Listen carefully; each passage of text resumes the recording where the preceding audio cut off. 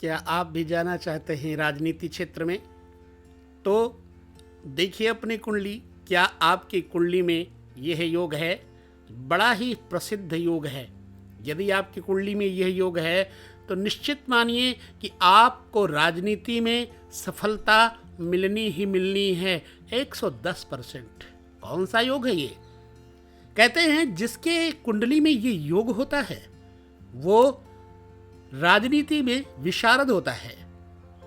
इसको बोलते हैं शश योग, यानी शशक योग।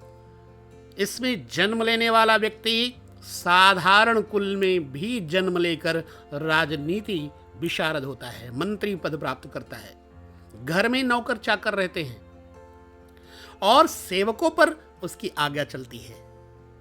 वो गांव का मुखिया, यदि कुछ ग्रहों में परिवर्तन हो तो नगर पालिका अध्यक्ष।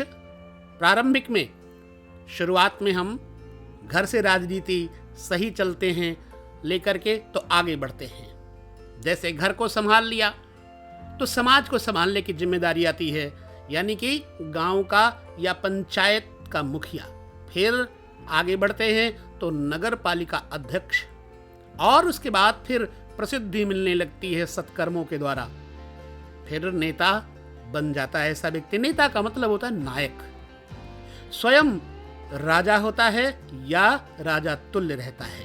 सरल स्वभाव, सौम्य भाव और राजनीति के दांव पेंच दोनों मिलकर उसके व्यक्तित्व को अपूर्व बना देते हैं। प्रस्तुत है पंडित मदन मोहन मालवीय की यह कुंडली। जरा देखिए ध्यान से। शश योग, शनि अपनी राशि का होकर के या फिर मूल त्रिकोण अथवा उच्च राशि का होकर के केंद्र में स्थित हो तो शश योग बनता है। शश योग में शनि ग्रह प्रधान होता है।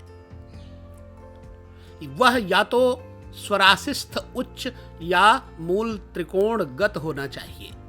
शश योग जीवन में धीरे धीरे उन्नति करता है। हो सकता है कि आपकी कुंडली में ऐसा योग हो।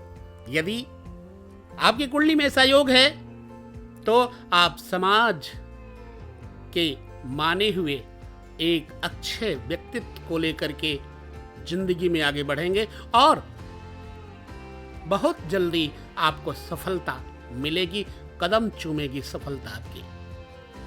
ऐसे कई योगों के बारे में हम आगे और आपको बताते रहेंगे, छोटे छोटे योग। और हाँ, किसी भी तरह का इसमें तालमेल खराब नहीं है।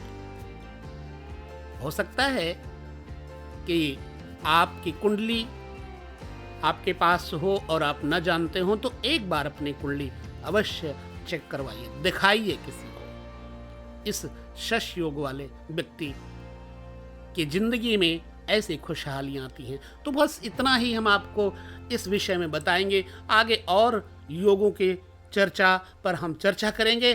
तब तक के लिए लेते हैं विदा। ओम नमो नारायण।